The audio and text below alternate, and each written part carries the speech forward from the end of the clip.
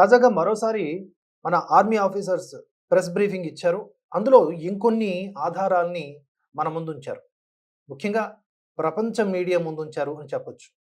ఎందుకంటే మనం మన ఆర్మీని ఎలాగైనా నమ్ముతాం. కానీ ఎన్నో రకాల క్వెషన్స్‌ని వేసి ఈ ప్రోపగండా క్రియేట్ చేస్తున్న పాకిస్తాన్‌కి అనుకూలంగా మార్చడానికి కొన్ని దుష్ట శక్తులు ఎప్పుడు ప్రయత్నం చేస్తుంటాయి కనుక ఆధారాలతో సహా మనం ఎలా అటాక్ చేసాం, ఎలా వాళ్ళని నిర్వీర్యం చేసాం అనే అంశాల్ని ఎప్పటికప్పుడు మన ఆఫీసర్స్ మనకు అందిస్తూ ఉన్నారు. అందులో భాగంగా తాజా ప్రెస్ బ్రీఫింగ్. యాక్చువల్‌గా ఈ ప్రెస్ బ్రీఫింగ్ పాకిస్తాన్‌తో చర్చల అనంతరం పెట్టాల్సింది. కానీ అది వాయిదా పడడంతో ముందుగానే ఇంకొంత మిగిలి ఉన్న సమాచారాన్ని షేర్ చేసుకున్నారు వాళ్ళు.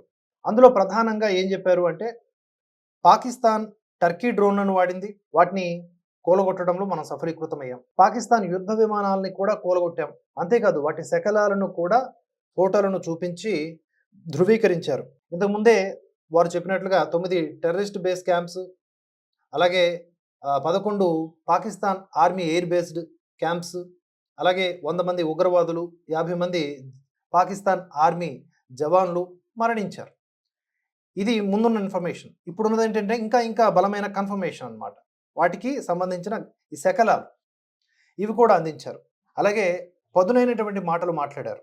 అందులో భాగంగా ఒక శత్రువుని దారిలోకి ఎలా తీసుకురావాలో అనే విషయాన్ని చెప్పడానికి రామచరితమానస్‌లో ఉన్నటువంటి శ్లోకాల్ని కూడా ఆఫీసర్స్ ఉటంకించారు. శత్రువు మన మాట వినకపోతే భయపెట్టైనా సరే, లేదా మనం విధించిన షరతులని అది అమలు చేయడానికి ఒప్పుకునేలాగా దాన్ని నీల్ డౌన్ చేసైనా సరే, మనం తప్పకుండా మన యొక్క లక్ష్యాన్ని చేరుకోవాలి అనేలాగా వారు చెప్పడం జరిగింది. ఇది హైలైట్ అని చెప్పుకోవచ్చు. ఇంకా మన director general of military operations ఇచ్చినటువంటి సమాచారం గురించి తెలుసుకుంటే, ఉగ్రవాదులతోనే మా పోరాటం. మనం ఉగ్రవాదులపై పోరాటం చేస్తున్నాం. ఉగ్రవాదులు వారికి సహాయం చేసేవారి లక్ష్యంగా ఆపరేషన్ సింధూర్. కానీ పాకిస్తాన్ తమపై దాడి చేస్తున్నామని భావిస్తోంది. ఉగ్రవాదానికి అండగా తద్వారా నిలుస్తోంది. అందుకే మేము కూడా పాకిస్తాన్‌పై దాడి చేశాం. అందులో భాగంగా ఒక 11 ఎయిర్ బేస్‌లను నాశనం చేయడం జరిగింది. ఈ 11 ఎయిర్ బేస్‌లను నాశనం చేయడం అని మాటలతో చెప్పడం కాదండి. ఏ విధంగా కొలాప్స్ అయ్యాయో ఆ ఎయిర్ బేస్‌లు వాటికి సంబంధించిన చిత్రాల్ని కూడా చూపించారు ప్లే చేసి. ఇక ఏ నష్టం జరిగినా దానికి బాధ్యత పాకిస్తాన్‌దే. మనం వివిధ రకాల ఎయిర్ డిఫెన్స్ సిస్టమ్స్‌తో పాకిస్తాన్‌ని అడ్డుకున్నామని చెప్పడంతో పాటుగా నీట్‌గా ప్రెజెంటేషన్ కూడా చేశారు. మనం ఎన్ని లేయర్స్‌లలో శత్రు దుర్భేద్యంగా వ్యవహరిస్తూ ఉన్నాం. మన ఎయిర్ డిఫెన్స్ సిస్టమ్ ఎంత బలోపేతమై ఉన్నది అనే విషయాల్ని.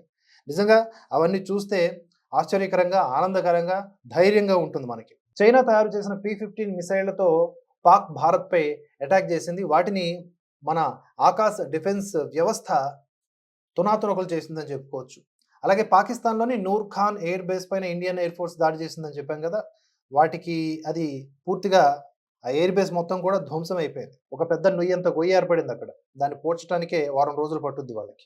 అంతేకాదు ఈ పాకిస్తాను అంటే పాకిస్తాన్ సంబంధిత ఉగ్రవాదులు ఎప్పుడూ యాత్రికుల్ని, భక్తుల్ని, ఆలయాల్ని వీటినే టార్గెట్ చేసుకుంటున్నారని కూడా క్లియర్‌గా మన ఆఫీసర్స్ చెప్పారు. ఉగ్రవాదులు కొన్నేళ్లుగా వ్యూహాల్ని మార్చుకుంటున్నారు. లాంగ్ రేంజ్ మిసైళ్లతో శత్రు స్థావరాలపై ప్రయోగించాం. 9, 10 తేదీల్లో పాకిస్తాన్ భారత్‌లోని వైమానిక స్థావరాల్ని టార్గెట్ చేసింది. పాకిస్తాన్‌కు సాధ్యం కాలేదు. మనకు ఎలాంటి నష్టం జరగకుండా పక్కా స్ట్రాటజీతో ఎయిర్ డిఫెన్స్‌ను వినియోగించాం. మల్టీ ఎయిర్ డిఫెన్స్ వ్యవస్థను దాటేందుకు ప్రయత్నించి విఫలమైంది.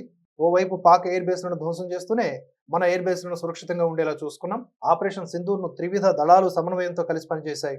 దేశ ప్రజలంతా కూడా మాకు అండగా నిలిచారు అని వారు వ్యాఖ్యానించారు. అటు మరికొన్ని ఫేక్ న్యూస్ ప్రచారాలు ఏవైతే ఉన్నాయో మన పైలట్ వాళ్ళకి ప్రాణాలతో దొరికిపోయారని అదంతా కూడా ఫేక్.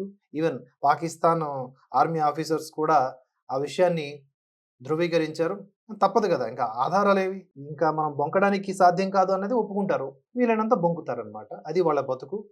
స్పష్టంగా మనం మన ఇండియన్ ఫోర్సెస్ లేదా మన ఇండియన్ ఆఫీసర్స్ వ్యవహరించినటువంటి తీరు, పాకిస్తాన్‌కి సంబంధించిన ఈ ఆర్మీ, నేవీ, ఎయిర్ ఫోర్స్ అధికారులు వ్యవహరించిన తీరు, ఈ 2 కూడా మీరు కంపేర్ చేసుకుంటే ఆ వీడియోలని చూస్తే ఎవరిలో తేజస్సు, ఎవరిలో ధీరత్వం ఉందో, ఎవరిలో ఏదో ఇంక కల్లబొల్లి కబుర్లు చెప్పేటటువంటి తత్వం, మేకపోతు గాంభీర్యం ఉందో అర్థమైపోతుంది.